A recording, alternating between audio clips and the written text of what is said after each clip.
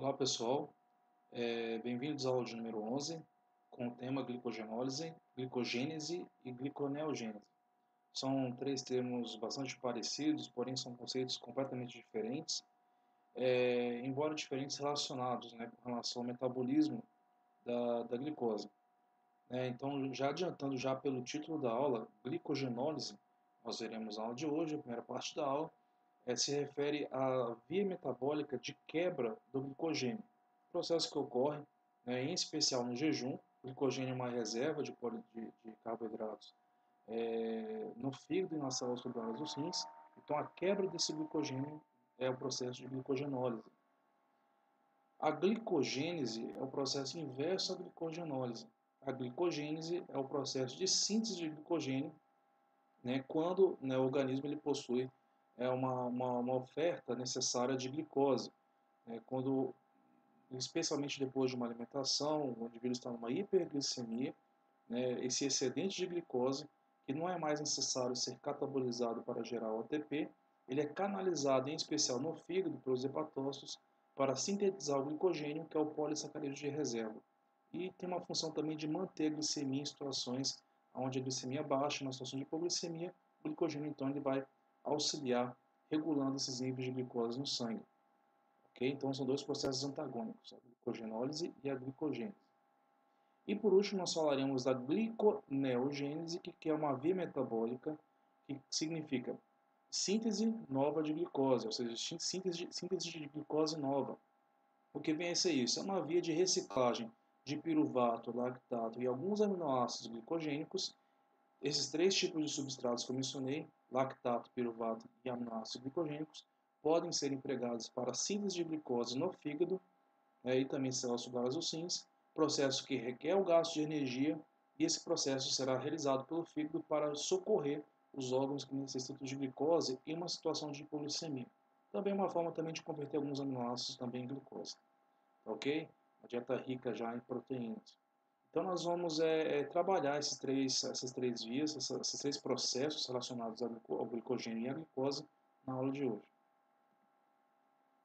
Então, como falei com vocês, o glicogênio ele é o polissacarídeo de reserva em células animais e também em nós, seres humanos.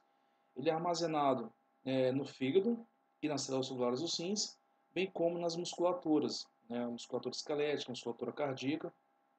No entanto, nessas últimas, na musculatura esquelética e cardíaca, o glicogênio tem uma função de reserva própria desses tecidos. Já no fígado, em especial, que é o principal órgão armazenador de glicogênio, a função principal do glicogênio é atuar como uma primeira fonte de reserva energética para o organismo. A segunda forma de se reservar energia, serão, os triacilgliceróis. Por que eu digo a segunda forma? Porque numa situação de hipoglicemia, a primeira fonte que será lançada à mão, a primeira fonte que será acionada pelo organismo, será o glicogênio. Ok? O glicogênio é uma reserva que dura pouco tempo, ele dura em torno de 24 a 48 horas. A reserva de um período mais longo, que leva para ser catabolizada, é justamente a reserva dos triacilgliceróis, ali armazenado no tecido adiposo.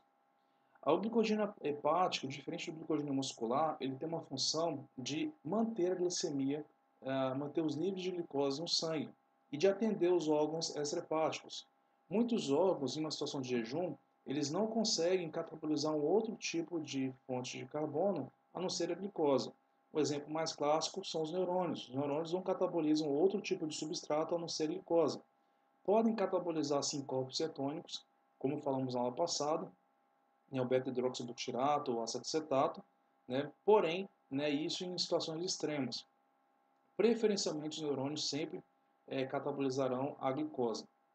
Em uma situação de jejum, e uma situação também de dieta low carb, que o indivíduo ele tem uma oferta baixa de glicose, de carboidratos na dieta, esse indivíduo, basicamente a glicose que os neurônios desse indivíduo catabolizarão, será uma glicose derivada de um processo de gliconeogênese, que a partir de aminoácidos glicogênicos, que eu vou falar mais adiante.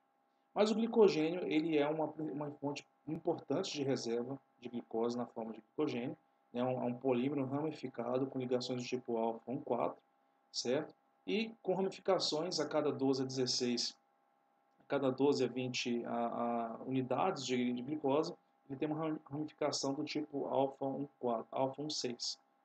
Ligações do tipo alfa 1,4 e ramificações do tipo alfa 1,6. Tá? Essas ramificações elas variam, tá? A frequência delas. E o glicogênio, como eu disse a vocês, ele será quebrado, ele será fosforilado, né? Ele será desramificado, liberando glicose, quando o organismo necessitar de glicose, quando a glicemia abaixar. Okay?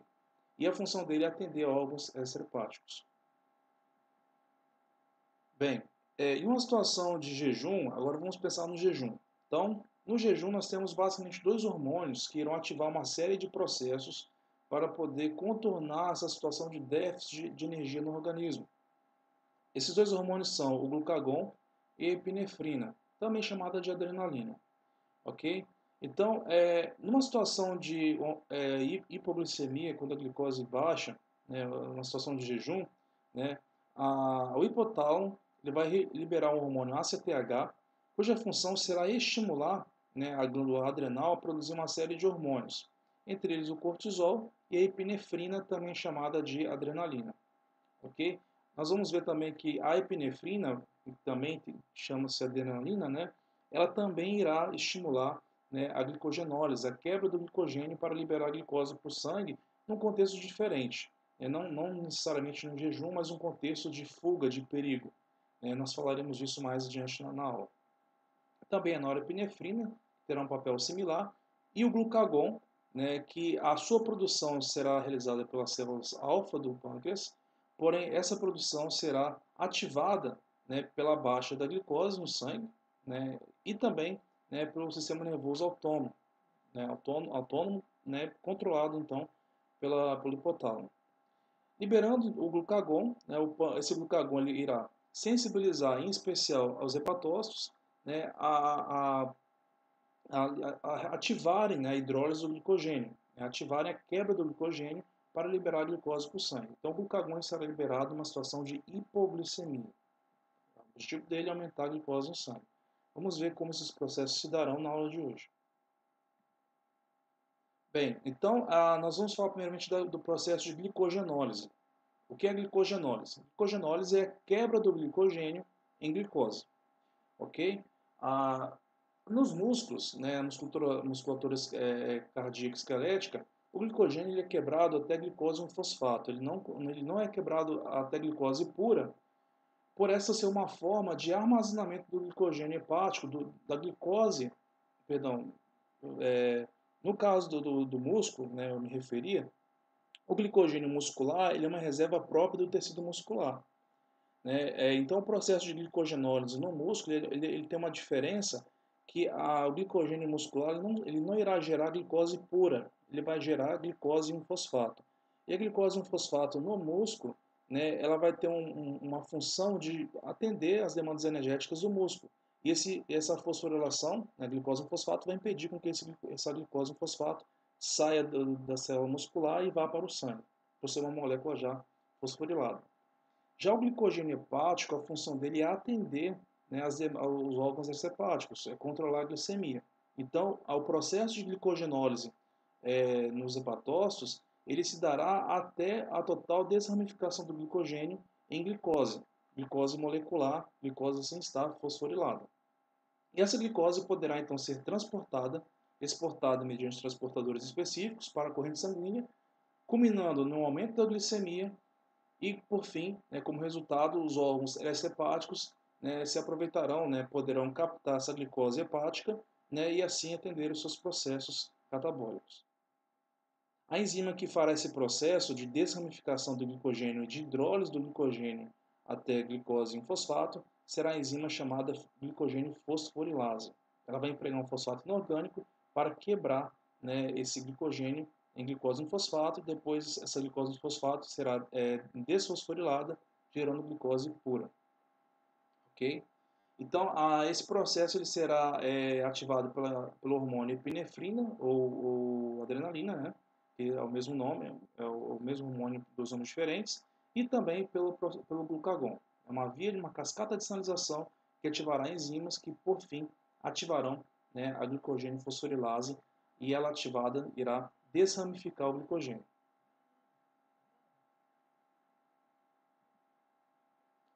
Bem, então numa situação como essa que eu mencionei, se a quantidade de carboidratos absorvidos nos alimentos não for suficiente, ou seja, né, mesmo assim com pouco tempo passado da alimentação houver uma hipoglicemia e o nível de açúcar no sangue, o nível de açúcar no sangue ele pode ser mantido por um tempo limitado apenas, né, a partir, né, da quebra da reserva de glicogênio no fígado.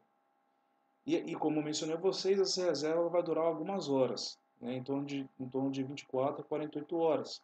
Então, o indivíduo se alimentou, né, a glicose, logo após a alimentação, a glicemia ela aumentou, a hiperglicemia, né, os tecidos aportaram aquela glicose, catabolizaram aquela glicose. No entanto, com o passar do tempo, os níveis de glicose baixaram na corrente sanguínea, né, o indivíduo entrou num quadro de hipoglicemia e não mais se alimentou, ele está em jejum. Então, passado, vamos supor, 4, 5, 6 horas, o indivíduo já está com uma hipoglicemia. Então, o fígado, a hipoglicemia, ela é o sinal que irá disparar uma série de hormônios, entre eles a epinefrina e o glucagon. O glucagon e a epinefrina também, eles estimularão o fígado a desfosforilar, né, a desramificar, melhor dizendo, o glicogênio. O glicogênio será quebrado em glicose no fígado, certo? Falando de uma maneira mais direta. Essa glicose hepática, originada do glicogênio hepático, será então lançada para a corrente sanguínea, recuperando assim os níveis de glicose na corrente sanguínea por um momento. Por que por um momento? Até o momento em que nós tivermos aqui a reserva de glicogênio. E qual que é o destino dessa glicose?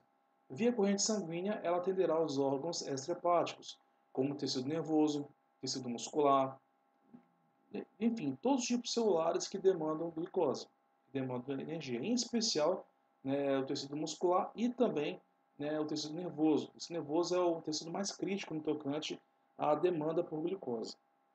Tá ok?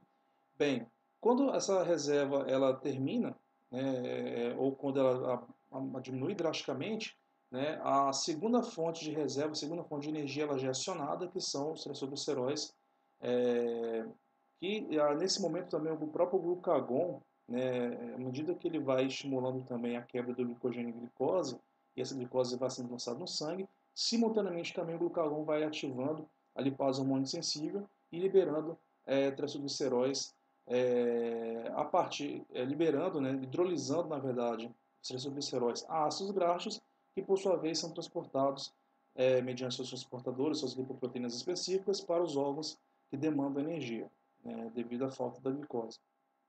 Então é um processo orquestrado. Nós vamos estudar toda essa parte dos relacionamentos das vias metabólicas na terceira parte desse curso, em uma aula chamada Integração do Metabolismo. Ok?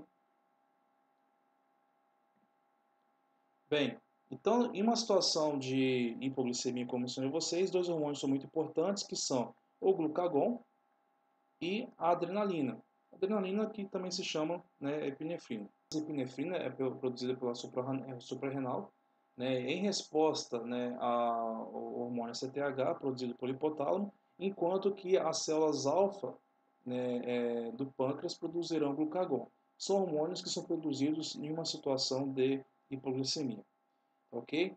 E esses hormônios eles estimularão o fígado, as células hepáticas, né, a produzirem, na verdade, a quebrarem a reserva de glicogênio. Então, o glicogênio ele vai ser quebrado, né, a partir da ação desses hormônios. Ok? Um outro sinal também interessante também que ativa, né, a glicogenólise é também o aumento de aminoácidos no sangue. Tá? Isso indicaria também, né, uma necessidade também de se ativarem vias de gliconeogênese que eu vou explicar para vocês mais adiante. E, geralmente a glicogenólise ela sempre será ativada junto com a gliconeogênese, tá? Porque geralmente elas são processos que atuam juntos. Então, eu vou falar com vocês mais adiante. Ok? E como que é feita essa ativação da glicogênio fosforilase, que é a enzima que vai desramificar o glicogênio a partir desses hormônios? Então, o glucagon e a adrenalina, o glucagon é produzido pelas células alfa do pâncreas e a adrenalina pela glândula suprarrenal, eles sensibilizarão o receptor, né, dos hepatócitos, culminando na fase citosólica Aí, se você está lembrado da aula de membranas, né, que nós falamos na citologia, as proteínas integrais de membrana, os receptores, né, e também vamos ver essas vias também na parte de vias de transdução do sinal. Mas o que acontece é que o hormônio, ao se ligar na porção extracelular desse receptor, ele vai culminar na ativação em sua porção citosólica, que é esse receptor, uma cascata de fosforilação. Né? Pode ser dependente de proteína G, pode ser uma proteína quinase, né? Mas o fato é que essa cascata ela vai culminar geralmente na produção de mensageiro secundário, em muitos casos será o MP cíclico, né? O CMP ou MP cíclico, que por sua vez irá culminar em uma ativação de uma série de enzimas, em geral enzimas do tipo quinase, cujo objetivo será o quê? Ativação de genes, né, da expressão de alguns genes específicos, ou ativação de enzimas que outrora estavam desativadas.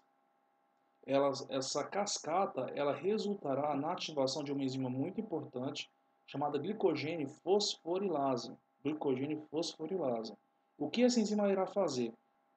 Essa enzima, mediante a ação de um grupo fosfato, ela irá atuar na desramificação do glicogênio, né? E como ela vai fazer essa desamificação? Né? Liberando unidades de glicogênio, de glicose em um fosfato. Essa glicose em um fosfato depois será convertida em glicose pura, né? E poderá ser exportada, né? para a corrente sanguínea e assim ser canalizada para os demais órgãos extrahepáticos. Nos músculos ela ficará sempre na forma de glicose em fosfato. Tá, okay? Então, repetindo, esses hormônios eles têm a função, né, mediante vias de sinalização, de ativar uma enzima muito importante chamada glicogênio fosforilase, cuja função será desramificar o glicogênio, quebrar o glicogênio em glicose em fosfato e, por sua vez, também glicose nas células hepáticas. Né? E essa glicose depois, né, será canalizada para os órgãos que necessitam, nesse caso, de glicose. Bem, além do glucagon, a epinefrina e a adrenalina também ativam esse processo de glicogenólise. Como eu falei com vocês, a glicogenólise é a quebra do glicogênio em glicose, ok? Esse processo, né, ele demanda um fosfato inorgânico, certo? Eu vou mostrar para vocês mais adiante, né? De forma que o glicogênio ele será desramificado em unidades de glicose 1-fosfato. Essa glicose 1-fosfato, ela, no fígado em especial, nos hepatócitos, ela pode ser desfosforilada, gerando glicose pura, que por sua vez será exportada, né? E os níveis de glicose então no sangue aumentarão, nós teremos então uma hiperglicemia, né? E esse processo irá atender, né, órgãos hepáticos, em especial, né, células, fibras musculares, né? Por que a adrenalina ela é tida como hormônio da fuga ou da luta, né? Porque esse processo de quebra do glicogênio e produção de glicose hepática para exportação para demais órgãos extrahepáticos, ele não ocorre apenas no jejum em si, né, como a ação do glucagon, que é produzido pelas células alfa do pâncreas. Ele vai ocorrer também em uma situação de estresse ou fuga, ou luta, ou perigo, né? Uma situação que o indivíduo ele precisa tomar uma resposta muito rápida, né? E nessa situação, então, o hipotálamo ele irá sensibilizar, né, a suprarrenal a produzir adrenalina ou epinefrina, que é o mesmo nome para o mesmo, dois nomes para o mesmo hormônio. E a epinefrina, por sua vez, irá sensibilizar, né, aos hepatócitos mediante uma cascata de sinalização, né, que depende de acetilglicerol, também vai culminar também na liberação, no aumento, né, da concentração de cálcio 2+, intracelular, que também, né, será um sinal para ativação da glicogênio fosforilase. E essa enzima glicogênio fosforilase, ela fará o quê?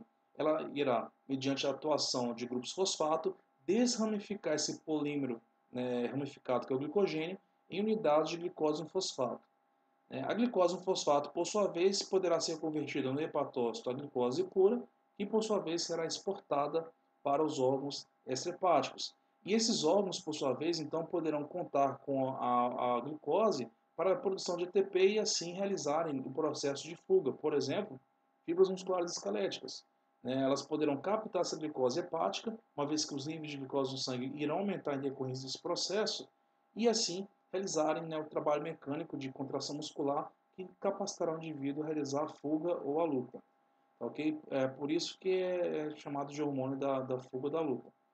Então, vejam, pessoal, que esse processo todo ele ocorre em questão de microsegundos, né, para que, de fato, né, o indivíduo ele tenha um tempo de resposta, né, compatível com aquela demanda urgente. Ok? Tanto a epinefrina como o glucagon, né, apesar dos contextos serem diferenciados, a resposta metabólica é uma só. Né? Ativação do glicogênio fosforilase, desramificação do glicogênio, produção de glicose pura. No hepatócito, essa glicose vai ser liberada, né, do hepatócito para a corrente sanguínea. Então, a resposta fisiológica será então o aumento da glicemia. A glicemia estava baixa, agora ela voltará ao normal, né, a glicemia vai aumentar.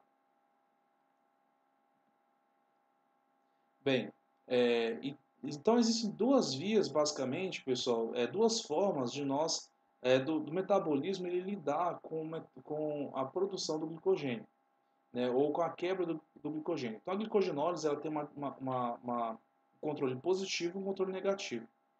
Então, o glicogênio ele é um polímero que ele é sintetizado quando existe uma hiperglicemia, ou seja, uma grande oferta de glicose, de forma que está sobrando glicose no organismo, então esse excedente de glicose será canalizado para a síntese de glicogênio, através de uma enzima chamada glicogênio sintase, que eu vou falar mais adiante na parte de síntese do glicogênio. Agora, numa situação de hipoglicemia, o indivíduo ele tem uma concentração baixa de glicose no sangue, né? Essa glicose precisa ser recuperada, esses níveis de glicose, então as reservas precisarão ser acionadas. E aí, nesse caso, os hormônios que atuam no jejum, em especial o glucagon, e também a epinefrina, que também pode ser produzida, ou adrenalina, né? Eles sensibilizarão os hepatócitos, né, através de uma cascata de sinalização, levando à fosforilação de proteínas-chave, em especial a proteína quinase A. A proteína quinase A, pessoal, tem um papel muito importante. Por quê? Porque ela vai fazer uma dupla regulação. Em que sentido? A proteína quinase A ela vai fosforilar, né, uma enzima chamada glicogênio sintase, certo? Quando ela faz isso, ela irá inativar essa enzima, a proteína quinase A. Então, a proteína quinase A, que é ativada em resposta aos hormônios de jejum e da fuga, né, a glucagon e a epinefrina, né, ela irá, né, silenciar a glicogênio sintase. Mediante qual processo? Processo de fosforilação dessa enzima, que é a glicogênio sintase A, será fosforilada e ficará inativa. Ou seja, esses hormônios atuarão o quê? Impedindo a síntese do glicogênio.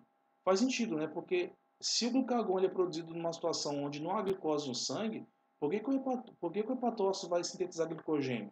Por que o hepatócito vai pegar a pouquinha glicose que ele tem, né, e sintetizar glicogênio? Mesma coisa numa situação de crise, por exemplo. Uma situação que o indivíduo não tem é, uma situação de final do mês, acabou a compra em casa, um exemplo bem simples, né? O indivíduo tem dinheiro guardado, aplicado. O que ele vai fazer? Ele vai deixar a despensa vazia e aplicar mais dinheiro, ou ele vai pegar um pouquinho da reserva e ir lá fazer uma compra? Seria a mesma situação. Então, se tem pouca glicose no sangue, na corrente sanguínea, não faz sentido o fígado guardar mais glicose na forma do glicogênio. Então, esse processo de conversão de glicose em glicogênio será inibido, certo? Por essas enzimas que indicam a baixa de glicose no sangue, e simultaneamente o que vai acontecer? Né? Essa proteína quinase A também irá ativar simultaneamente a proteína fosforilase, né? a glicogênio fosforilase, uma fosforilase que por sua vez irá ativar uma enzima muito importante chamada glicogênio fosforilase, né? Mediante fosforilação. E essa enzima, por sua vez, sendo ativada, né, a glicogênio fosforilase, ela irá converter o glicogênio em glicose 1-fosfato e, por sua vez, depois, em glicose. Ok? Então, existe uma dupla regulação aqui desses dois processos antagônicos. Muito importante ressaltar isso. Então, como resultado da ação desses hormônios, nós teremos então um aumento nos níveis de glicose na corrente sanguínea.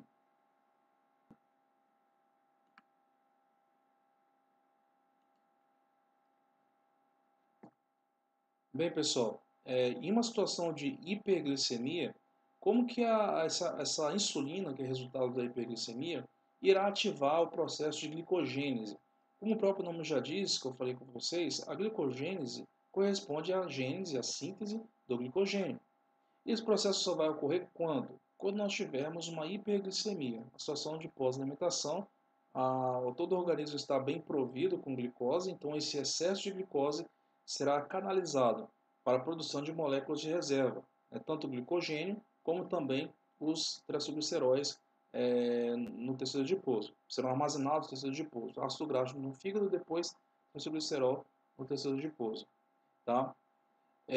Como que só quero trazer para vocês aqui uma informação, como que a insulina ela irá ativar, né, o processo de glicogênese, tá? Então a insulina não somente aquele papel primordial que ela tem de sensibilizar as células extrahepáticas, expressar o GLUT4 e captarem mais glicose, a insulina também tem um papel muito importante sobre os hepatócitos, que é estimular esse hepatócito e também células que sintetizam o glicogênio, né, embora para fins de reserva própria, né?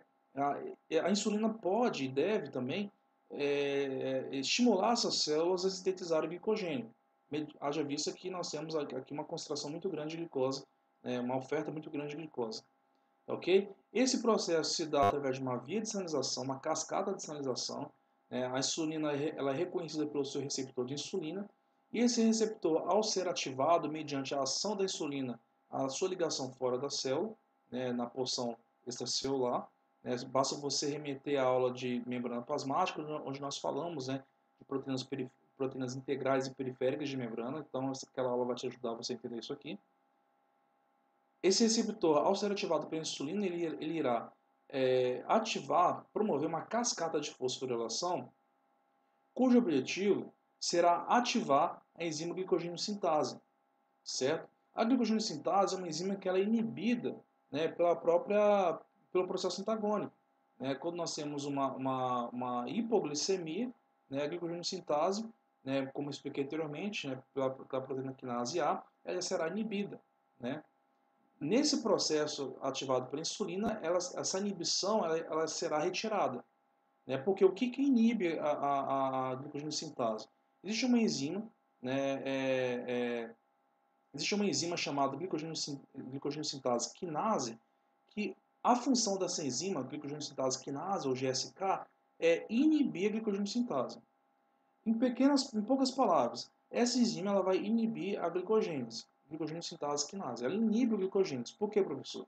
Porque ela vai inibir, mediante fosforilação, ela vai inibir a glicogênio sintase.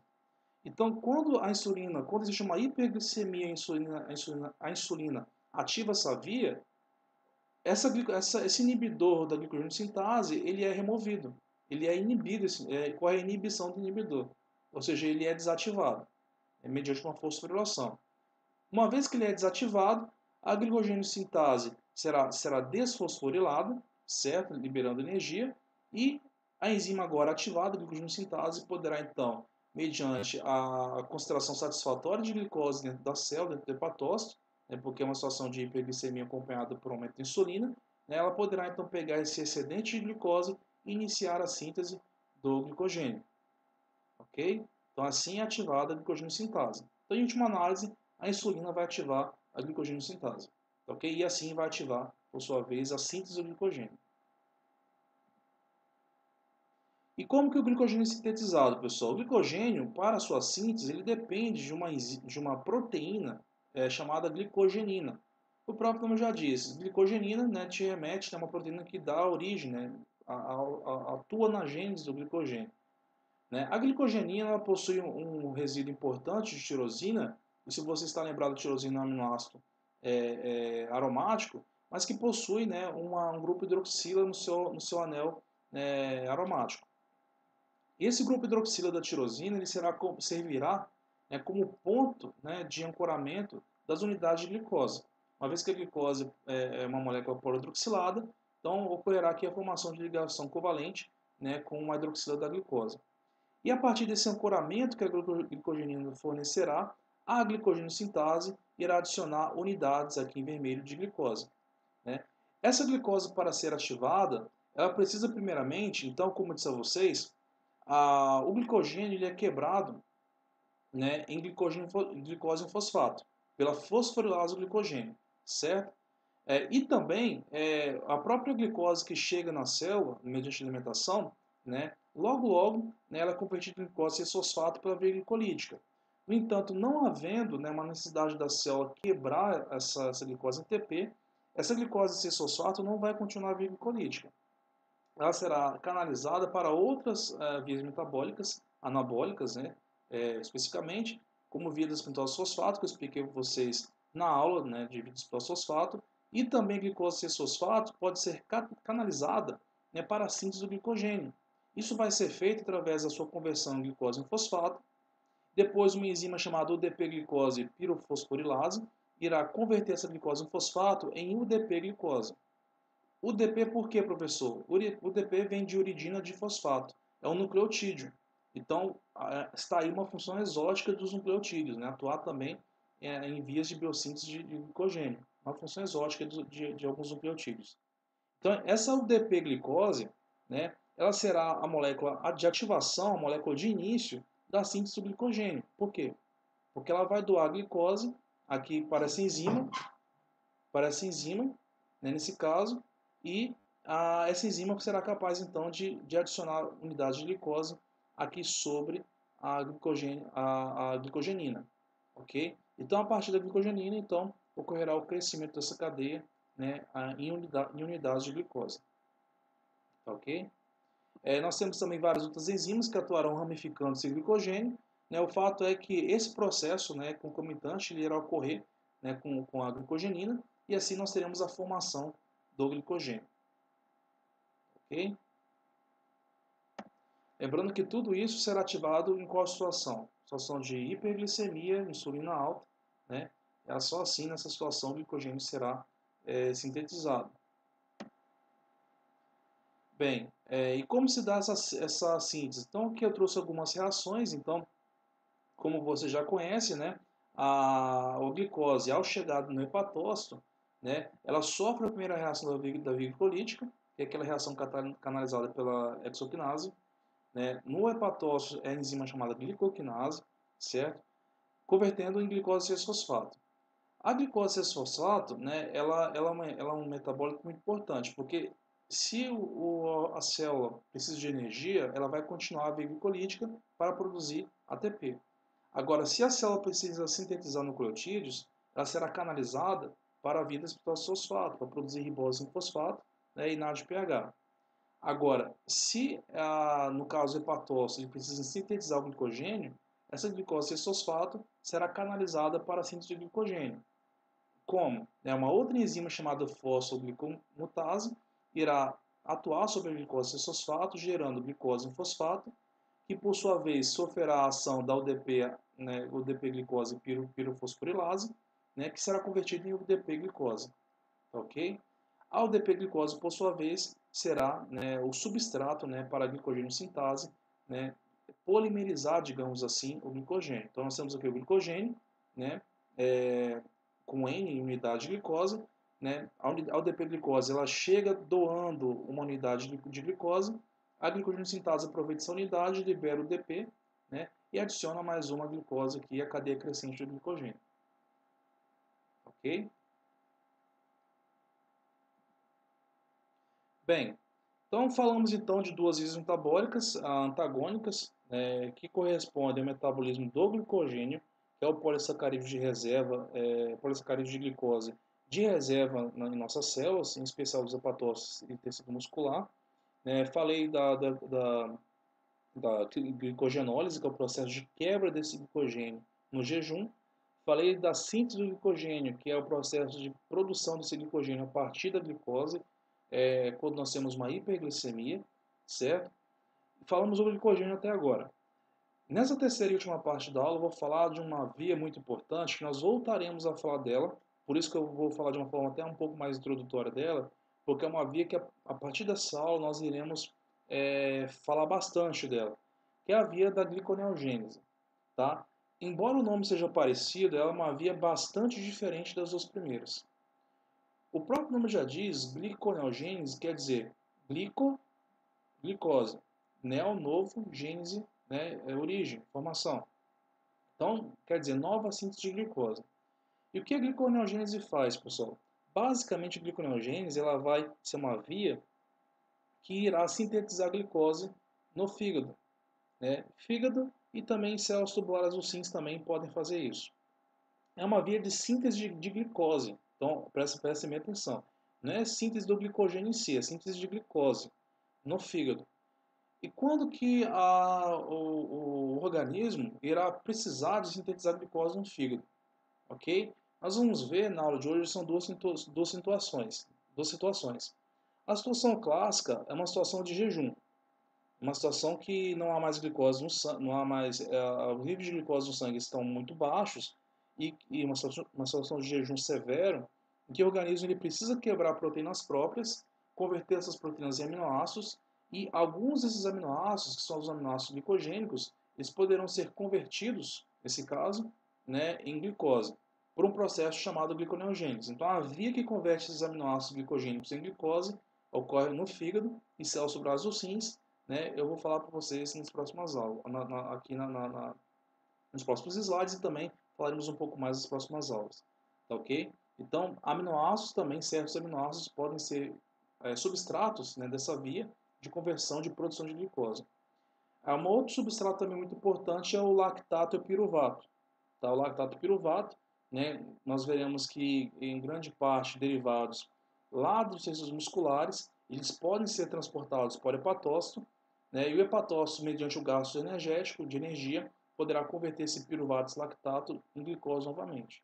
Por isso que o nome chama-se nova síntese de glicose, porque ele vai pegar produtos da degradação da glicose, como o piruvato lactato, e reciclá-los em glicose. Obviamente que é um processo que gasta energia, é um processo que vai requerer um investimento de energia, e essa energia que vai pagar será o fígado. Bem, pessoal, e como eu disse a vocês, né, a gliconeogênese é uma via que ela é capaz de converter não apenas o piruvato lactato a glicose novamente, mas também alguns aminoácidos. Tá? Um conceito que eu vou introduzir para vocês agora, mas que continuaremos a falar dele no catabolismo de aminoácidos, é o conceito de aminoácidos glicogênicos e aminoácidos cetogênicos.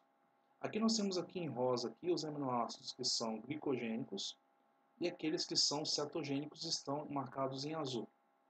Tá? Nós voltaremos a falar disso na aula de catabolismo de aminoácidos, como os aminoácidos são catabolizados, mas vale ressaltar o seguinte ponto. Os aminoácidos eles são divididos em dois grupos do ponto de vista de metabolismo, né, vamos dizer assim. Os aminoácidos que são glicogênicos, aqueles marcados em rosa, são aqueles aminoácidos que podem ser convertidos em glicose mediante o processo de gliconeogênese. Então, nós vamos ver que esses aminoácidos marcados em rosa, né, nós vamos falar, né, desse processo no catabolismo de aminoácidos, eles podem ser convertidos em certos intermediários do ciclo de Krebs, que por sua vez são possíveis de serem convertidos em glicose via gliconeogênese, ok? Em especial através do piruvato e através do oxalacetato, né? Se nós repararmos, todos esses aminoácidos aqui marcados em rosa, né, eles são de alguma forma convertidos em oxalacetato, né? Tanto esses aqui, é, arginina, glutamina, xidina, prolina, glutamato, seguindo o ciclo geram oxalacetato, como os demais, todos eles geram oxalacetato. E o oxalacetato, nós vamos ver mais adiante nos próximos slides, que ele é, né, um dos precursores da glicose na gliconeogênese, tá ok? Já aqueles aminoácidos que geram acetil-CoA, né, eles são aminoácidos que nós chamamos de cetogênicos. Por quê? Porque como nós vimos na aula passada, né, o acetil-CoA, em especial no fígado, um dos destinos dele, numa situação de hipoglicemia, será, né, atuar como um precursor na biossíntese de corpos cetônicos. Então, muitos aminoácidos podem ser, sim, convertidos em corpos cetônicos através do processo de conversão desses aminoácidos em acetil-CoA, e do acetil-CoA são convertidos depois, esse acetil-CoA, por sua vez, será convertido em corpo cetônico e transferido para o cérebro. Quem vai fazer isso? Fígado. E por que o fígado vai fazer isso numa situação de hipoglicemia? É porque o cérebro precisa de glicose. Ele não tem mais a glicose. Então ele não pode ficar sem energia. Então o fígado vai fazer o quê? Em uma medida drástica, irá catabolizar aminoácidos e certos aminoácidos podem ser convertidos em acetil-CoA. E a partir desse acetil-CoA, juntamente com o acetil-CoA derivado da beta-oxidação, essas moléculas de acetil-CoA serão convertidas em corpos cetônicos, que por sua vez serão transportados para o cérebro, que aproveitará esses corpos cetônicos para poder gerar energia, numa situação extrema, uma situação de jejum severo, ok?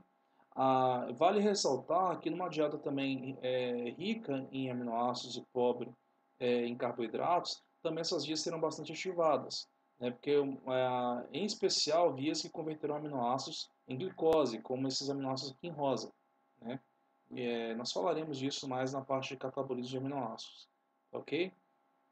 Bem,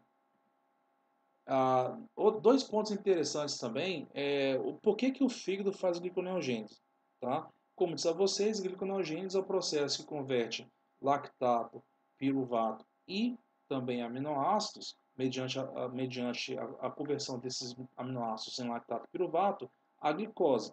É como se fosse uma reversão da via glicolítica. A via glicolítica ela produz duas moléculas de piruvato, além de energia, a partir da glicose. A gliconeogênese, ela desfaz a via glicolítica, ela vai produzir glicose a partir de piruvato. Porém, uma frase muito importante que você deve guardar, a gliconeogênese ela não é a reversão da via glicolítica. Ela não é a simples reversão da via glicolítica. Nós vamos mostrar na aula de hoje o porquê. Tá ok? Porque é uma via diferente. Ela não é simplesmente a via glicolítica ao inverso. Tá? Então, a gliconeogênese ela tem um papel importante, pessoal, porque ela também vai interligar dois órgãos muito importantes, que são o fígado e o músculo, especialmente a musculatura esquelética. Por quê? Porque o fígado, como nós falamos, né, como nós vamos falar ao longo das aulas de integração do metabolismo, ele é um órgão, né, que tem várias funções altruístas, né, em todos os sistemas. Ele atua em vias de detoxificação, ele atua também como um órgão de reserva energética, né, reserva de glicogênio. Ele atua em vias de biossíntese de nutrientes para outros órgãos, né? E nesse último exemplo, né, uma via muito importante é a gliconeogênese. Porque o que o fígado faz, pessoal? Então vamos pensar aqui no músculo. Então, eu disse a vocês na aula de fermentação lática que numa situação de estresse, né, fisiológico, uma situação de hipóxia, a musculatura esquelética ela pode realizar a fermentação lática. Então, ela pode, numa situação de o indivíduo estar em exercício físico intenso, né, ele pode converter, realizar a via glicolítica, né, para produzir energia, converter esse piruvato a lactato, porque o músculo está em hipóxia, né, então as vias aéreas mitocondriais não estão ativadas, então é produzido lactato no músculo em excesso, e glicose está sendo gasta em uma taxa muito elevada. Por quê? Porque esse músculo precisa de energia.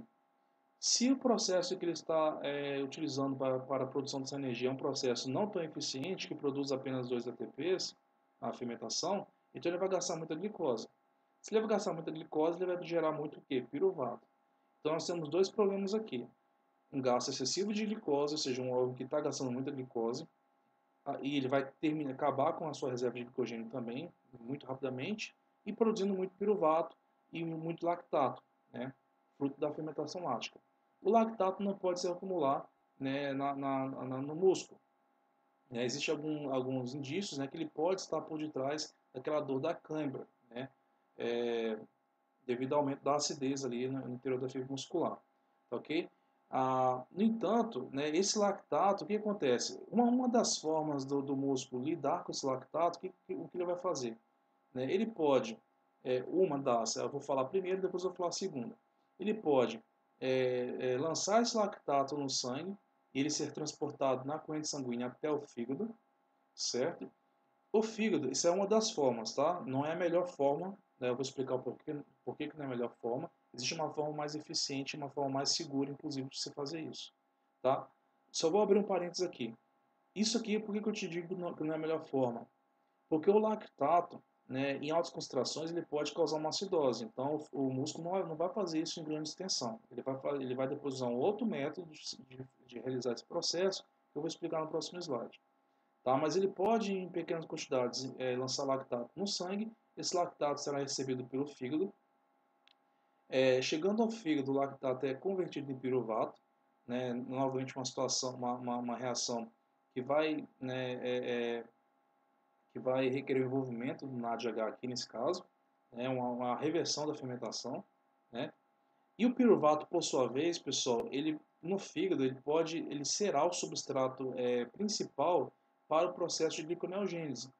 Em 11 etapas, né, em 11 reações, o piruvato será convertido em glicose em um processo que gastará, né, 6 ATPs para cada molécula de glicose produzida. Então, olha só, a gliconeogênese é um processo, pessoal, é um processo endergônico, um processo que gasta ATP, é um processo custoso para a célula, é um processo biosintético, pessoal, é um processo de biossíntese de glicose.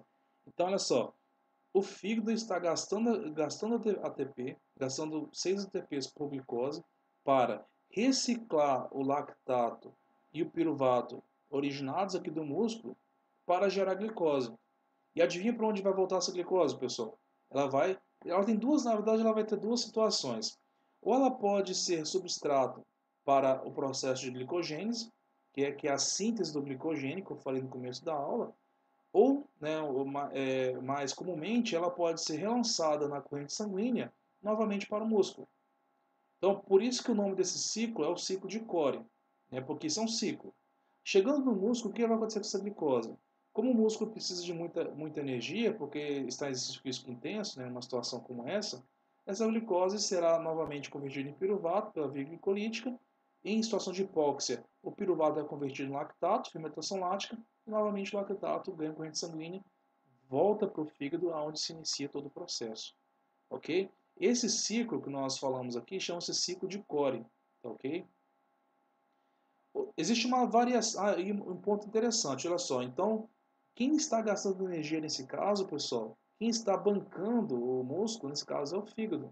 Porque, olha só, o fígado ele gasta 6 ATPs, 6 ATPs em energia, né? Porque ele gasta 4 ATPs e 2 GTPs, para converter 2 piruvatos, ou 2 lactatos, em glicose, em uma glicose.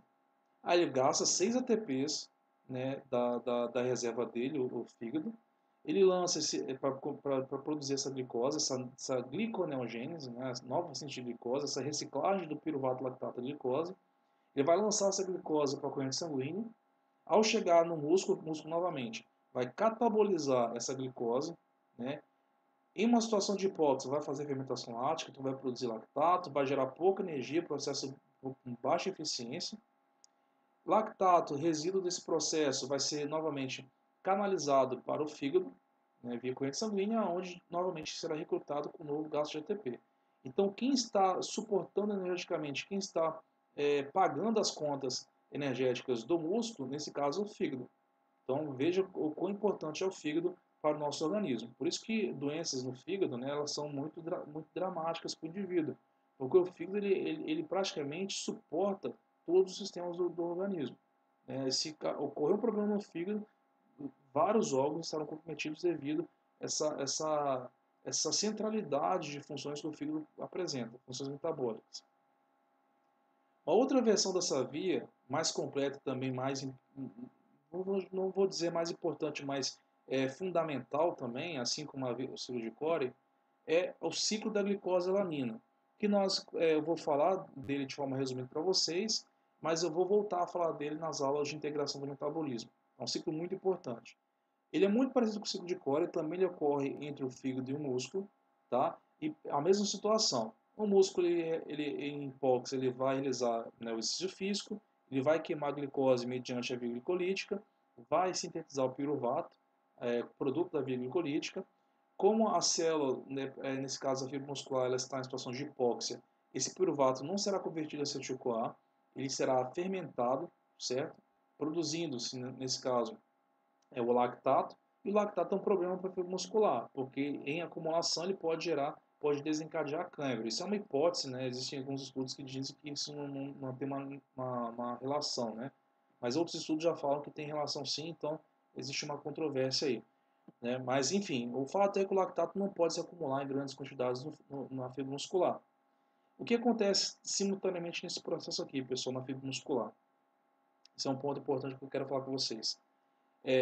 Um indivíduo que é atleta, né, ele tem eu vou falar disso mais na aula de catabolismo de aminoácidos, ele tem uma ingesta de proteínas muito elevada, né, até por uma questão de anabolismo e tudo mais, tá? E aí nesse caso, o que vai acontecer com esse indivíduo? Né? Esse indivíduo, ele não vai conseguir, nós vamos ver na próxima aula de aminoácidos, catabolismo de aminoácidos, que diferentemente dos carboidratos e dos lipídios, não existe no nosso organismo nenhuma estrutura, nenhuma biomolécula de reserva de aminoácidos. Não existe uma forma de nós armazenarmos aminoácidos.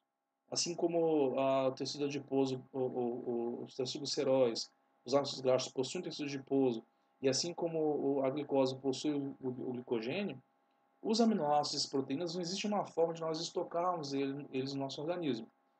Quando nós ingerimos proteínas e aminoácidos, existem dois destinos possíveis para eles. Ou os aminoácidos, né, que são produtos já da digestão das proteínas, são canalizados para a síntese proteica e são assimilados pelo nosso organismo em proteínas, sejam elas enzimas, proteínas estruturais, né? Ou, né, se não, eles são catabolizados com o objetivo de se gerar energia. Eles são catabolizados literalmente com o objetivo de se gerar ATP. Então não existe uma forma de nós estocarmos aminoácidos no nosso organismo, nem proteínas. Ou esses aminoácidos são convertidos em proteínas, né, e que comporão a estrutura da célula, do tecido ali envolvido, ou elas serão catabolizadas, esses aminoácidos serão catabolizados para se gerar energia. Ok? No músculo, né, especialmente em atletas que têm uma ingesta de aminoácidos muito elevada, o que vai acontecer? Uma parte considerável dos aminoácidos será canalizada sim para a síntese proteica, processo que você já conhece da aula de tradução, tá? Porém, no caso dos aminoácidos, né, o excedente será catabolizado. Nós falaremos na aula que vem isso. E o próprio catabolismo dos aminoácidos, né, não se preocupe, na aula que vem nós vamos falar disso, né, ele gera um problema. E qual é o problema que ele vai gerar? Ele vai ter como subproduto do seu catabolismo a amônia. E a amônia é uma molécula bastante tóxica, pessoal. Então nós vamos falar como que o organismo lida com a amônia na próxima aula. Mas no contexto aqui do músculo, o que vai acontecer? O músculo ele tem dois problemas aqui. O músculo que está em fermentação lática, né, exercício físico intenso. Ele está gerando muito lactato devido à fermentação lática acelerada. Né, ele está gerando muito lactato, né, que deve ser reciclado. E também está gerando muita amônia, que é tóxica. Por quê? Porque ele está quebrando ele está catabolizando muito aminoácido, porque ele ingere muita proteína, a síntese proteica está aumentando, mas como ele precisa de muita energia, parte desses aminoácidos também são catabolizados. Tá? Até porque a síntese proteica em si ele já atendeu todas as demandas da síntese proteica. Então esses aminoácidos excedentes não são estocados, mas eles serão catabolizados. Isso o catabolismo gera um problema, que é a amônia. A amônia também precisa ser retirada do músculo, ela é tóxica, ela não pode ficar ali. Então o músculo tem dois problemas. O excesso de lactato agora, que não está aqui representado, mas vai gerar lactato, e também o excesso de amônia.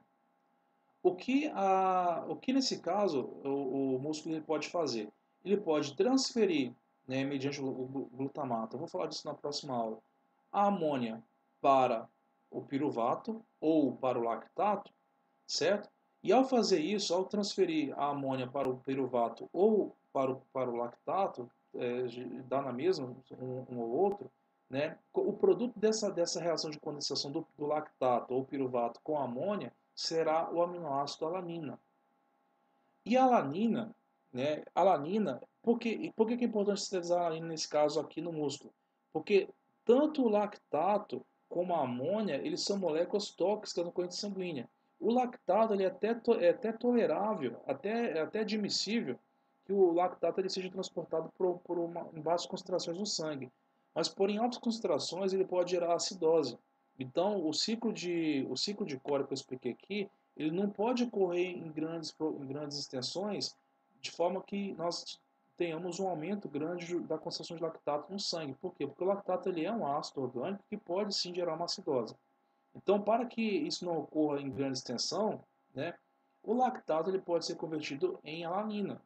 Então, existe uma enzima chamada alanina aminotransferase que é capaz de transferir, né, essa amônia, né, esse grupo amônio. Geralmente ele está no contexto de ligação com glutamato.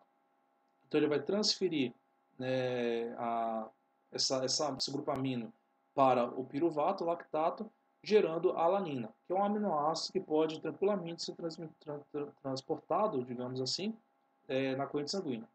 Então, olha só, o músculo ele está liquidando dois problemas de uma vez só. ele tinha um problema do lactato, que estava se acumulando aqui devido à fermentação lática, e tinha também o problema da amônia, que também se acumulava devido ao catabolismo acentuado de aminoácidos. E ele gerou a alanina. Essa alanina é uma molécula inerte, ela não vai causar nenhum dano à corrente, às células, muito pelo contrário, ela é uma forma segura de se transportar lactato e amônia no sangue. A alanina, então, ela será transportada até o fígado. No fígado, uma outra enzima, nós falaremos dessa enzima na próxima aula, irá retirar o grupo amônio da alanina, ou seja, vai liberar a amônia aqui no fígado. A amônia ela tem um destino chamado ciclo da ureia, que eu vou falar na próxima aula com vocês, esse ciclo, né, onde será eliminado depois na urina, essa ureia. Tá? E a alanina, quando perde o grupamento amônia, né, que é gerado de ureia depois, ela também gera piruvato. Ou seja, a alanina é uma forma de nós transportarmos piruvato e amônia simultaneamente, ou lactato e amônia. Então, piruvato e lactato, pessoal, são versões oxidadas e reduzidas da mesma molécula. Tá ok? E, ou seja, resolveu dois problemas. O grupamento amônia será convertido em ureia, que será excretado na urina depois, aqui no fígado, né? E obviamente, né, a ureia vai para os rins, né, pessoal? E depois dali excretada, né, a urina. E o piruvato, olha só, ele será precursor, ele será substrato na via da gliconeogênese. Ele poderá ser reciclado novamente para a síntese de glicose. E quando isso aqui acontece, a glicose ela pode não somente gerar glicogênio, pela glicogênese, como também essa glicose ela pode voltar, mediante as demandas do músculo, lá na corrente sanguínea e ser transportada de novo para o músculo. E o músculo, como está em exercício físico intenso, irá novamente fermentar essa glicose, a lactato, né, piruvato depois lactato, e assim, né, se reiniciar todo o processo. Por isso que nós chamamos de ciclo da glicose-lanina, porque vem a lanina e vai a glicose. Tá ok? Nós voltaremos a falar desse ciclo nas próximas aulas, tá? Não se preocupem. E também a parte dos aminoácidos, não se preocupe também. Isso será tema para a próxima aula. Tá ok?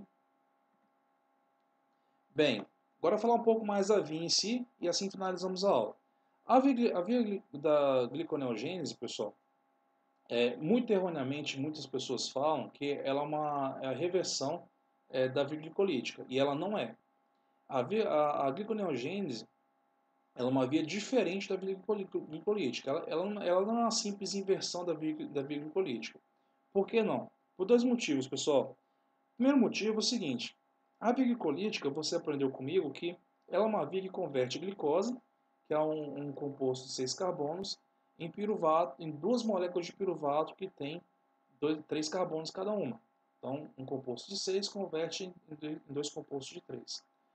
E a glicolítica, pessoal, ela será a primeira etapa do processo de respiração celular, cujo objetivo é produzir energia.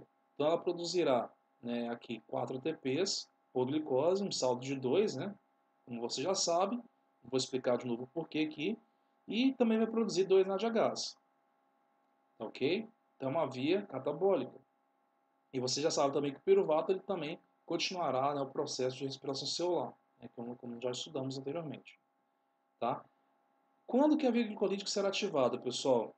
No hepatócito, né? Eu estou me referindo agora ao hepatócito porque a célula é capaz de fazer as duas vias, tá?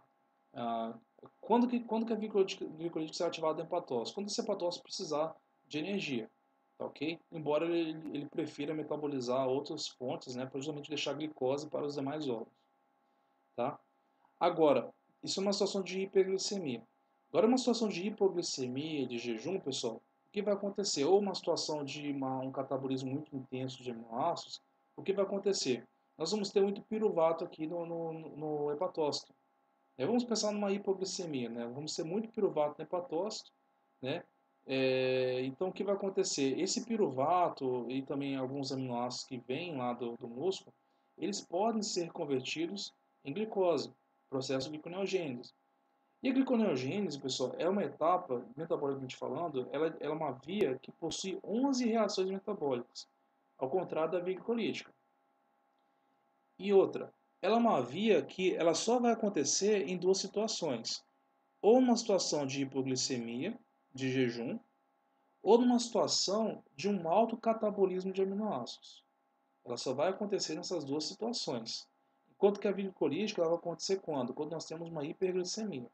Tá? Então, são vias que ocorrem em contextos diferentes. Elas não vão acontecer juntas simultaneamente no mesmo momento em uma mesma célula, não. Tá?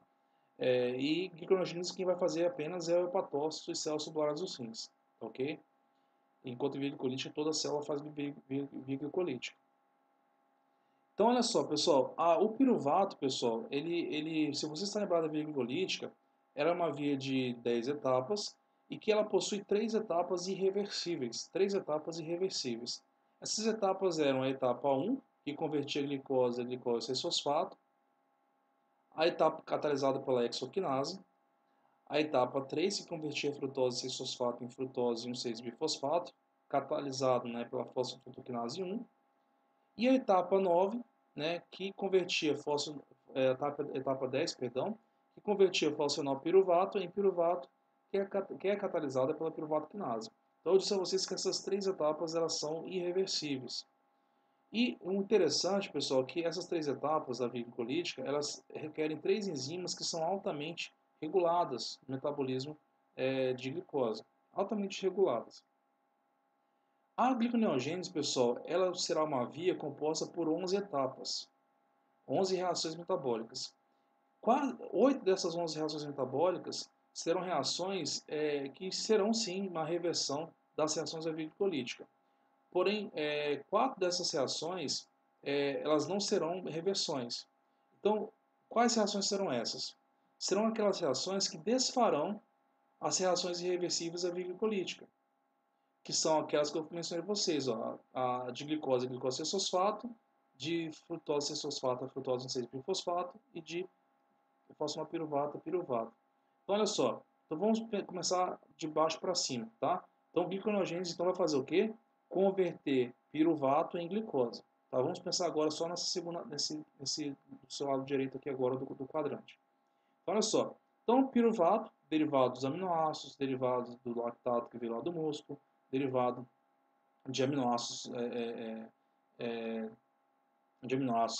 glicogênicos, né? Então, piruvato aqui no fígado, né? Ele será convertido em fosfopiruvato através de 2 reações, por isso que são 11 reações. Por quê? Essa conversão de piruvato a fosfopiruvato, pessoal, ela se dá através da formação de oxalacetato. Por isso que eu falei com vocês que os aminoácidos glicogênicos, todos eles passam por oxalacetato, porque a conversão de piruvato a fosfopiruvato, ela requer a conversão prévia desse piruvato a oxalacetato. E o oxalacetato, por sua vez, é convertido em fosfopiruvato. Então são 2 reações aqui, ó, 2 reações para se desfazer uma reação. Tá? Como são 2 reações, são 2 enzimas diferentes. Então a primeira enzima que converte piruvato a oxalacetato será a piruvato carboxilase, enquanto que a segunda enzima, que converte o oxalacetato, né, que também é porta de entrada para quase todos os aminoácidos, cetogênicos, né, ela será né, a enzima que fará essa conversão da fosfopiruvato será a fosfopiruvato carboxilase. Então, vejam bem, para desfazer a última reação da glicolítica, são necessárias 2 reações da gliconeogênese para desfazer essa reação. Então, por isso que a gliconeogênese possui 11 reações em 1,10. Tá? Então, esse é um outro motivo pelo qual a gliconeogênese não é uma simples reversão da via glicolítica, porque ela possui 11 reações e não 10. Tá? As demais reações da gliconeogênese, até a reação até a antepenúltima, elas são reações simplesmente de reversão da via glicolítica, tá, pessoal? Então, não vou falar novamente de cada uma delas aqui, não. São simplesmente reversões, usam as mesmas enzimas, até, pessoal, chegar ao composto frutose 1,6-bifosfato, que é o composto que antecede a formação de frutose 6-fosfato. Então, fazendo agora um paralelo com a via glicolítica. Nós vimos lá na via glicolítica que a enzima que fazia o processo inverso aqui, que na via glicolítica era a terceira reação da via, era a enzima fosfofrutoquinase 1, que era uma enzima, né, que convertia frutose 6-fosfato a frutose 6-bifosfato. E você viu que essa enzima, como você viu lá comigo, que ela é uma enzima extremamente regulada. É uma enzima muito sensível para a via glicolítica. Na gliconeogênese, a enzima que fará a reação inversa não será a fosfofrutoquinase, né, por ser uma reação irreversível, né, será a frutose 6-bifosfato. Essa era uma outra enzima que será capaz de desfazer, na verdade, de fazer uma reação diferente, né, que converterá a frutose em 6-bifosfato a frutose 6-fosfato. Então não é simplesmente uma reversão, uma outra reação catalisada por uma outra enzima que novamente converterá a frutose 6-fosfato aqui. Tá ok? Então aqui nós temos o segundo contorno, né, da gliconeogênese. A penúltima reação será a conversão de frutose 6-fosfato a glicose 6-fosfato, uma reação de isomerização simples, até que é a mesma enzima que faz isso, fosfooxidose isomerase. Agora a última reação também ela vai ser importante, ela será o terceiro contorno da gliconeogênese, tá? Que nós vimos a via glicolítica, que a primeira reação ela também é importante, porque ela converte glicose em glicose 6-fosfato, uma reação catalisada pela hexoquinase, uma reação irreversível, tá? Para quem está lembrado aí, tem que revisar lá a aula de via glicolítica, né? Falando disso. Na gliconeogênese, né, é uma outra enzima que vai fazer essa reversão. Chama-se glicose 6-fosfatase. Tá? Então, a glicose 6-fosfatase, tá? Ela vai converter a glicose 6-fosfato em glicose. Ela vai retirar o fosfato da glicose 6-fosfato e gerar glicose normal. Tá? Aqui uma adenda importante aqui. Essa glicose 6-fosfatase, ela é uma enzima que está presente dentro do retículo endoplasmático, pessoal. E é uma enzima que só é expressa em hepatócitos. Ela não será expressa nas fibras musculares esqueléticas e cardíacas. Como disse a vocês, a gliconeogênese ela é feita, como disse a vocês, a glicogenólise, né, ela é feita também nas fibras musculares esqueléticas e cardíacas, porque são células que contêm reservas de glicogênio. Não confundir aqui com glicogênese não, tá, pessoal? Eu estou falando de gliconeogênese. Só que na glicogenólise, né, que é o processo de lise do glicogênio em glicose, né, existe uma diferença, como eu mencionei vocês lá no começo, que no fígado o glicogênio é quebrado até a glicose. Agora no músculo ele vai até a glicose em fosfato. Né? Que o músculo, por que vai ter glicose em fosfato? Porque o músculo não possui essa enzima aqui, ó, glicose 6-fosfatase, que é a enzima responsável por tirar o fosfato da glicose e gerar glicose pura, sem fosfato. Então o músculo não possui essa enzima aqui. Claro que ela vai estar atuando num outro contexto, né? Aqui no contexto da gliconeogênese. Tá? Então essa seria a via da gliconeogênese, pessoal. Eu não falei dela de forma mais adentrada, como falei para a via glicolítica, porque as reações, né, a maioria delas são as inversões. Os principais pontos são as 4 reações de contorno que ela possui. Os 3 contornos que ela possui, o primeiro contorno requer 2 reações. Então, gliconeogênese não é a reversão da glicólise, né? Então 4 enzimas são necessárias para fazer esse contorno. Né? São 3 contornos, né? Que a gliconeogênese possui da via glicolítica. Nesses contornos, o primeiro contorno requer 2 enzimas, os outros 2 irão requerer apenas uma enzima. As outras etapas, eu falei 8, mas na verdade são 7. As outras 7 etapas, né? Elas são basicamente a mesma são reversões simples das reações da via glicolítica. Bem, se nós observarmos também a via da gliconeogênese do ponto de vista energético, como mencionei para vocês, ela é uma via anabólica. E como toda via anabólica, vias anabólicas gastam energia. Então a gliconeogênese é uma via que custa energia. É uma via, ela não tem um objetivo de produzir energia, mas sim de produzir glicose para órgãos que precisam da glicose. Tá? Então, se nós analisarmos a reação, a estequiometria da reação, da via metabólica em si, nós vamos ver que a conversão de 2 moléculas de piruvato em glicose, ela vai requerer o gasto de 2 moléculas de NADH, que é uma forma também de, energia, de transmitir energia, de conter assim, a energia desses elétrons, 2 moléculas de NADH e, teoricamente, 6 ATPs. Né? 6 ATPs, você pode falar. Por quê? Porque 4 ATPs, literalmente 2 GTPs. Só que GTP e ATP têm o mesmo valor energético. Então, nós contamos aqui 6 ATPs, tá? Que são gastos. Então, é uma via anabólica de biossíntese que gasta energia. Uma via anabólica. A gliconeogênese é uma via anabólica. Tá ok? Agora, a via glicolítica, olha só, é uma via catabólica, porque ela vai quebrar a glicose em duas moléculas de piruvato, ela vai gerar NADH, que depois vai gerar ATP, a cadeia transportadora, e vai gerar como saldo aqui na equação 2 ATPs. Então, uma via catabólica que produz ATPs.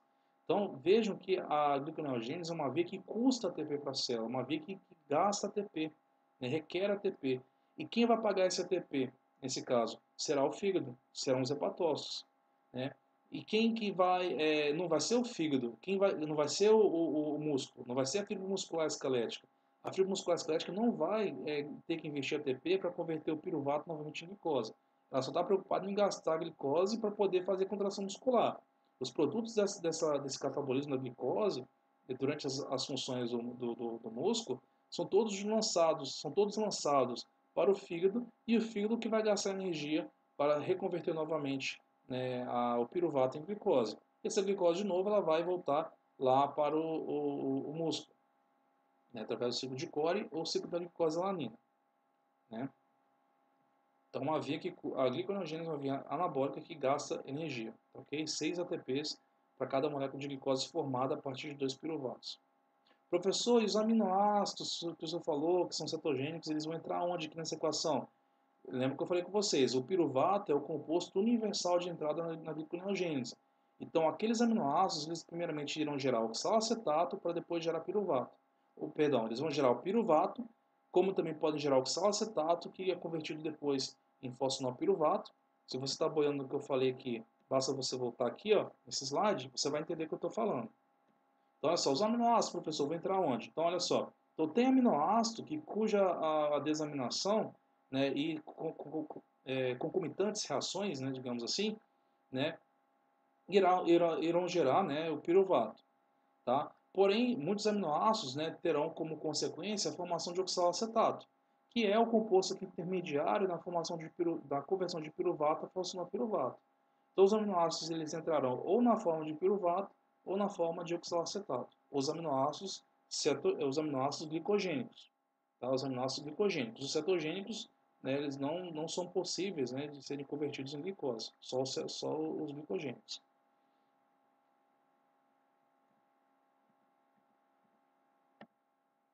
Bem, aqui nós temos nessa figura aqui, essa figura está um pouco embaçada, tá? Vocês me perdoem, mas aqui mostrando apenas as 10 reações da gliconeogênese e os locais na célula onde elas ocorrem.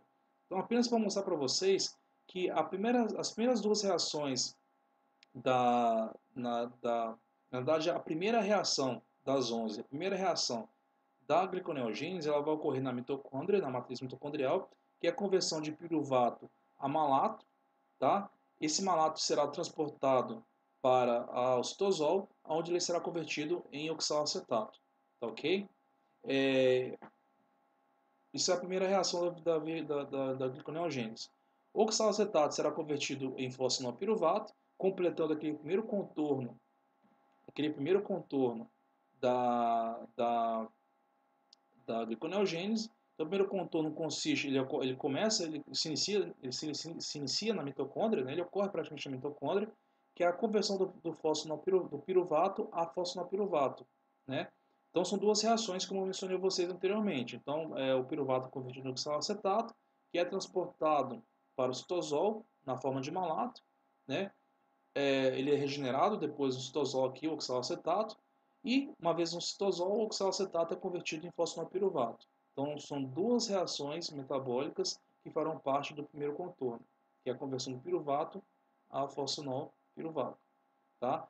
Já no citosol, as demais reações serão reversões, né, da via glicolítica. Até que chegamos no segundo contorno, né, que é a conversão de frutose 1,6-bifosfato em frutose 6-fosfato. Aqui no citosol ainda. Então, a frutose 1,6-bifosfato é convertida em frutose 6-fosfato. Ok? Quem vai fazer isso? Frutose 1,6-bifosfatase. É uma enzima também bastante regulada, né, na gliconeogênese. Tá? E o terceiro contorno, né, será a conversão de glicose 6-fosfato a glicose pura. Essa reação interessante dela é que ela vai ocorrer exatamente no retiro endoplasmático, né? nesse caso, o retículo endoplasmático rugoso ou liso depende muito do momento metabólico ali da célula, né? Mas ocorrerá no lume do retículo endoplasmático, naquelas cisternas, né? Aonde a enzima, né, glicose 6-fosfatase irá retirar o fosfato da glicose 6-fosfato e gerar a glicose é, desfosfatada, digamos assim, glicose pura. E, no contexto de fígado, será, mediante transportadores, né, lançada aí para a corrente sanguínea. Tá ok? Ah, uma coisa interessante, pessoal, que essa enzima glicose 6-fosfatase, ela também atua no fígado na retirada do fosfato da glicose 1-fosfato. Tá? Como disse a vocês, o processo de glicogenólise ele gera como produto da quebra do glicogênio a glicose 1-fosfato. Tá? Essa enzima também participa na retirada desse fosfato da glicose 1-fosfato. Convertido em glicose 6-fosfato, depois vai perder o fosfato e gera glicose pura. Essa enzima não está presente, pessoal, nos músculos. Então, de forma que, eu estou falando agora de glicogenólise, tá? Glicogenólise, não tem nada com gliconeogênese, estou falando aqui agora não, tá? No músculo, né, pela não produção dessa enzima, né, o músculo não vai ser capaz, né, de hidrolisar o seu glicogênio e a glicose pura até o final. Ele vai hidrolisar até glicose em fosfato, ou glicose 6-fosfato.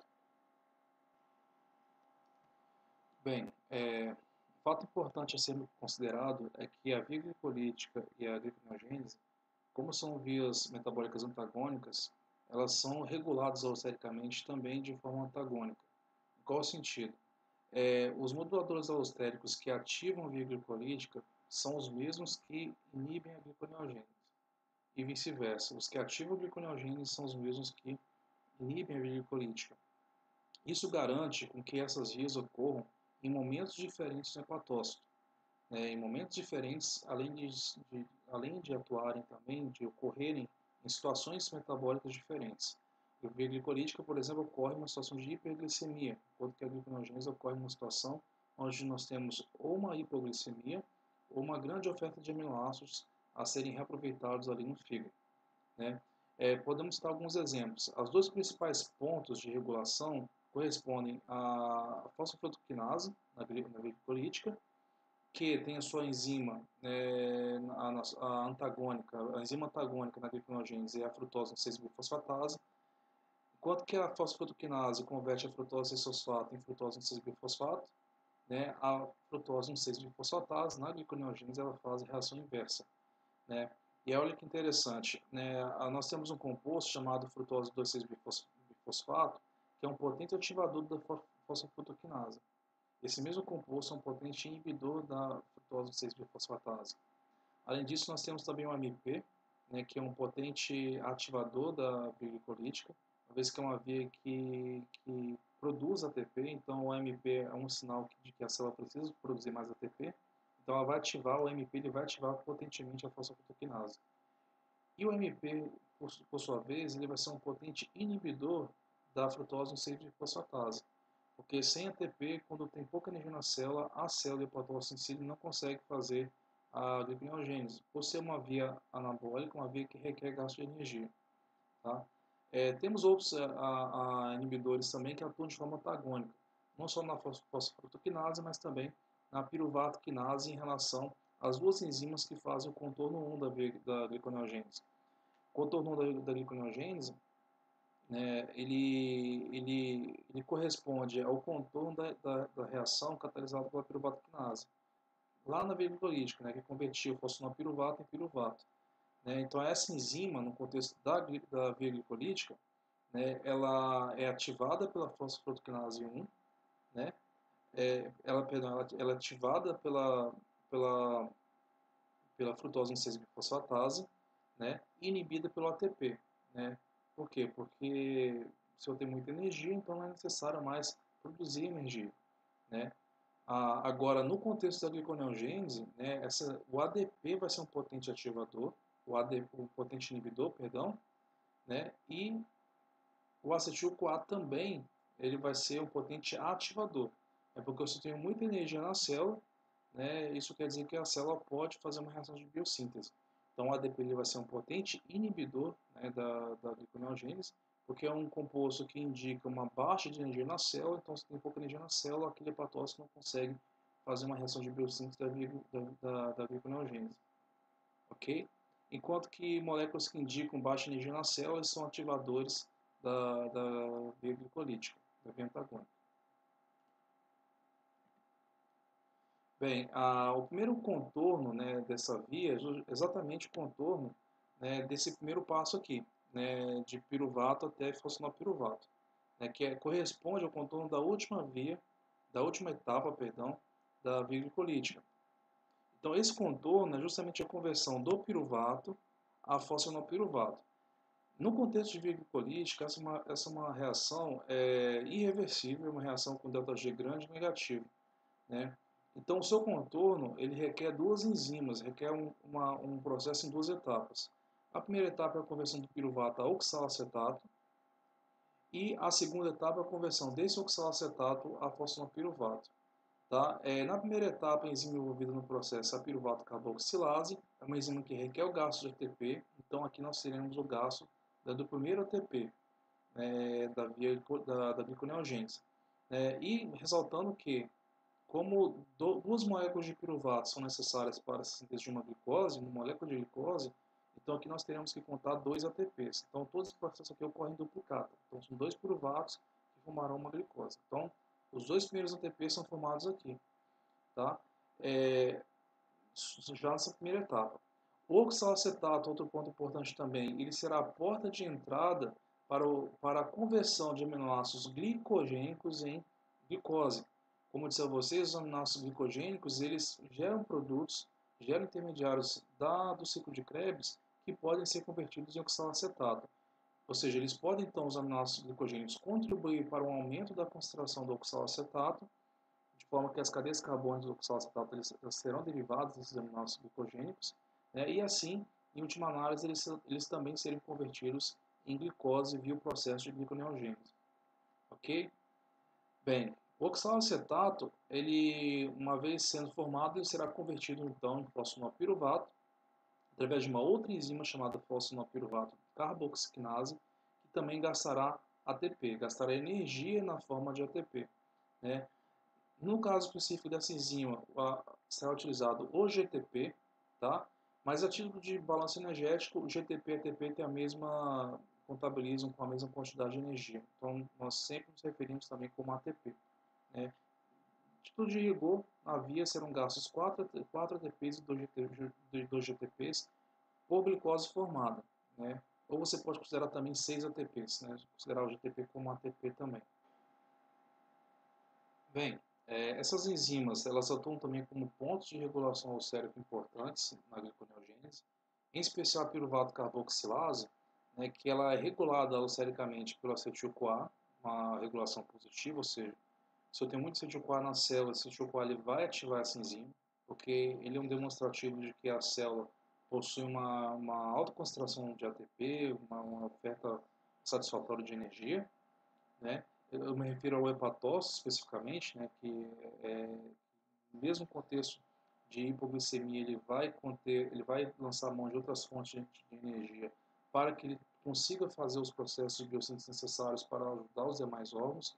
A gliconeogênese se encaixa nesse contexto, né? Porém, moléculas que indicam uma baixa de energia, como a MPADP, são inibidoras dessa enzima aqui, ok? E além de moduladores hormonais, a insulina, como falei anteriormente, a insulina ela é um hormônio que vai regular todo momento, né, de hiperglicemia. Então, numa situação de hipoglicemia, de baixa glicose para os demais órgãos, de baixa glicose no sangue, a insulina, né, ela vai estar baixa, né? O glucagon vai estar alto, né? Então, voltando na questão de insulina, por que a insulina vai ser uma inibidora da gliconeogênese? Porque não faz sentido, se eu tenho muita glicose no sangue, que o fígado gasta 6 ATPs para produzir uma glicose, sendo que eu tenho muita glicose já no sangue. Então, se a insulina está alta, a gliconeogênese será fortemente inibida pela presença da insulina. Não fisicamente em si, mas indiretamente, pelo mecanismo de sinalização celular. Agora, os hormônios antagônicos, glucagon e epinefrina, terão um efeito contrário, obviamente. Então, Glucagon e epinefrina atuam mais no jejum. Epinefrina especificamente também tem um papel com relação a situações de fuga e perigo, né? Mas ambos atuam nesse caso, né, levando, né, o fígado a gerar glicose, né, a sintetizar glicose, lançar glicose no sangue, ou mediante a glicogenólise, ou mediante a gliconeogênese. Então, eles serão potentes ativadores também do processo de gliconeogênese no fígado. Ok? Bem, e o segundo contorno, que será da gliconeogênese, né, já ocorrerá já um pouco no final da via, que é ele desfará aquela reação de frutose 1,6-bifosfato para frutose 6-fosfato. Tá? Então, na via glicolítica, qual que era a reação? Era a reação inversa, de frutose 6-fosfato para frutose 6-bifosfato. Era a reação de fosforilação. Aqui, nesse contorno, será a reação de desfosforilação. Então, ele vai tirar um fosfato desse composto, frutose 1,6-bifosfato, e vai gerar frutose 6-fosfato. Tá, ok? A enzima envolvida nesse processo chama-se frutose 1,6-bifosfatase. Tá, ok? Então, se nós olharmos aqui, o sentido da gliconeogênese, frutose 1,6-bifosfato, né, será convertido em frutose 6-fosfato. Tá? A enzima que catalisa esse processo é a frutose 1,6-bifosfatase 1. Tá? E existe um composto, pessoal, que eu mencionei ele na aula de glicolítica, que é a frutose 2,6-bifosfato. Ele é um composto que é produzido na célula e ele tem uma função, até o momento compreendida, apenas de atuar como um regulador alostérico. E ele tem uma função importante, por quê? Porque ele é um regulador que vai regular simultaneamente a via glicolítica e a gliconeogênese. Então ele vai atuar inibindo a gliconeogênese, ou seja, inibindo a frutose 1,6-bifosfatase. Tá? Ele vai inibir essa enzima aqui, ó, inibindo a gliconeogênese, e ele vai ativar a via glicolítica. Ou seja, ele vai ativar a fosfolitoquinase 1, que é a enzima antagônica à enzima frutose 1,6-bifosfatase. São enzimas antagônicas. O que quer dizer isso? Elas catalisam processos inversos. Tá? Então, nesse caso, esse é um controle, né, que existe aqui, negativo, nesse contexto, sobre o contorno 2 da gliconeogênese. Outros controles também, né, que existem são, né, a ativação pelo ATP, o acetil-CoA, em citrato, com, mais uma vez, um quadro de abundância energética na célula vai ativar a gliconeogênese, e o quadro antagônico, obviamente, de baixa energia na célula, irá inibir a gliconeogênese. E também os hormônios de insulina e glucagon. Então, a insulina alta quer dizer o quê? Glicose alta. Glicose alta, né, vamos ativar a via glicolítica. Então, a insulina ativa a via glicolítica, porém ela vai fazer o quê? Ela vai inibir a gliconeogênese. Por quê? Porque não faz sentido o fígado gastar 6 ATPs para fazer uma glicose, sendo que lá fora está cheio de glicose e insulina. Então a insulina ela vai inibir fortemente a gliconeogênese. Tá? Agora o glucagon. O glucagon é o hormônio do jejum. Então ele é sintetizado e ele é secretado, né, pelas células alfa do pâncreas em uma situação de hipoglicemia. Tem um pouco de glicose no sangue. Tá? Então, se tem um pouco de glicose na corrente sanguínea, o glucagon ele vai ativar, né, ele vai estimular o fígado, os hepatócitos a produzirem glicose a partir da gliconeogênese. Além do mais, ele vai também estimular o fígado a realizar, né, a glicogenólise, para poder jogar essa glicose para o sangue e assim aumentar a glicemia. Bem, e o terceiro contorno, né, dessa via, como eu disse a vocês, é o contorno final que converte glicose 6-fosfato em glicose. Tá? Ela é uma reação que ocorre no retículo endoplasmático, no lume do retículo, e é uma reação simples, né? Ela vai desfazer aquela reação da hexoquinase. Ela vai retirar o fosfato na posição 6, a glicose 6-fosfato, e vai converter esse glicose 6-fosfato em glicose. Ok? Ela é uma enzima de membrana, inclusive, tá? Ela fica na membrana do retículo plasmático, vai converter glicose 6-fosfato em fosfato inorgânico e glicose. Ok? E essa glicose, mediante o transportador T2, ela vai ser transportada do lume do retículo para o citosol, e isso no hepatócito, tá, pessoal? Estou me referindo. E já aqui na posição, através do GLUT2, o hepatócito vai lançar essa glicose desfosforilada, né, para a corrente sanguínea, aumentando assim os níveis da glicemia. Por que que essa enzima é importante, pessoal? Porque sem essa enzima, né, a glicose 6-fosfato não consegue ser transportada pelo GLUT2. Tá? E por que essa glicose 6-fosfato ela também é importante lá naquela primeira via metabólica que eu falei com vocês, da glicogenólise? Porque, em especial no músculo.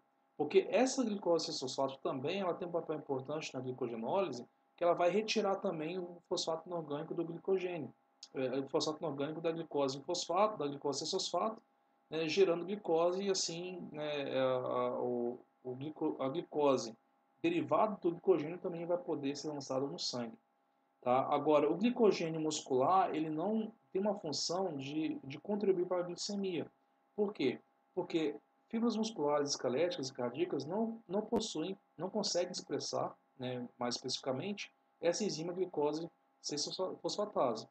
Eles conseguem quebrar o glicogênio deles para produzir energia até glicose 6-fosfato, ou glicose 1-fosfato, que obviamente entra na via glicolítica e produz os ATPs que a célula produz, porém, eles não conseguem converter essa glicose fosfatada em glicose pura, e assim não conseguem transportar essa glicose, né, para a corrente sanguínea. Então, o glicogênio muscular ele não contribui para a glicemia. Tá? Essa é uma observação importante. Tá? Mas fazendo a ponte com a glicogenólise, que não tem nada a ver com a gliconeogênese, apenas a enzima que é comum. Ok? E quais são os reguladores, né, dessa enzima tão importante? Então, basicamente, a glicose atua como inibidor por retroalimentação, né? Então, se eu tenho muita glicose, não faz sentido, né, gerar mais glicose por gliconeogênese, tá? E a glicose 6-fosfato é o próprio substrato da enzima, né? Então, se ele está em abundância, a enzima será ativada. O acetil-CoA também, o acetil-CoA que ele vai indicar que a célula possui bastante energia, então isso vai ativar todas as enzimas da gliconeogênese, basicamente. E também a modulação pelos hormônios. Então a insulina, como eu disse a vocês, ela vai inibir a expressão de todas as enzimas da gliconeogênese. Enquanto que vai ativar a expressão das enzimas da via glicolítica. E o glucagon vai fazer o contrário. Ele vai inibir a expressão das enzimas da via glicolítica e vai ativar a expressão das enzimas da gliconeogênese. Bem, pessoal, então concluindo a aula de hoje, temos aí os principais pontos da gliconeogênese. Então, a formação de uma molécula de glicose na gliconeogênese, lembrando que são necessários 2 piruvatos, né, cada piruvato com 3 carbonos, para se gerar uma glicose que tem 6 carbonos. Né? Então, o gasto energético necessário para a síntese de uma glicose corresponde basicamente a 6 ATPs e 2 NADH. Por que 6 ATPs? 4 ATPs, 2 GTPs. Né?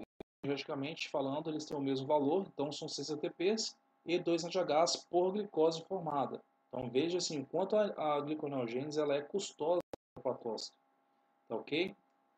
Em mamíferos, a gliconeogênese no fígado e nos rins fornece glicose para o uso do cérebro, músculos e eritrócitos. Tá? Então lembrando que é o fígado, em menor quantidade, menor proporção, as células celulares dos rins, mas em especial o fígado, é que pagará a conta energética para manter órgãos importantes, como fibras musculares esqueléticas e cardíacas, como o próprio tecido nervoso e eritrócitos também, em situações de hipoglicemia. A enzima piruvato carboxilase ela é estimulada pelo acetil-CoA, né, e é uma enzima importante, por quê? Porque quando eu tenho muito acetil-CoA na célula, né, isso quer dizer que eu tenho muita energia na célula. Então, compostos que eu tenho muita energia na célula serão compostos que ativarão enzimas chaves da gliconeogênese, entre elas a piruvato carboxilase. Ok? Um outro ponto importante também. A glicólise e a gliconeogênese são antagônicas, né? Por conta disso, elas são reguladas antagonicamente, de forma recíproca, né? Através do controle allostérico das enzimas-chave que nós citamos na aula de hoje. Então, um regulador allostérico que ativa uma enzima-chave da gliconeogênese, ele vai ser um inibidor allostérico de uma enzima-chave da glicolítica, e vice-versa. Então, uma molécula-chave que vai inibir a gliconeogênese, ele vai ativar uma enzima-chave da glicolítica. Então, nunca as duas vias estarão ocorrendo em um hepatócito em um mesmo momento. Jamais. Porque elas são vias antagônicas e reguladas reciprocamente. Tá ok, pessoal? Então, com isso, nós concluímos a aula de hoje. Então, dúvidas, escreva nos comentários. Use nosso grupo do Telegram também para as dúvidas.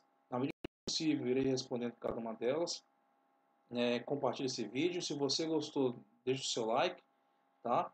Nos vemos na próxima aula. Bons estudos. Um forte abraço e fiquem todos com Deus.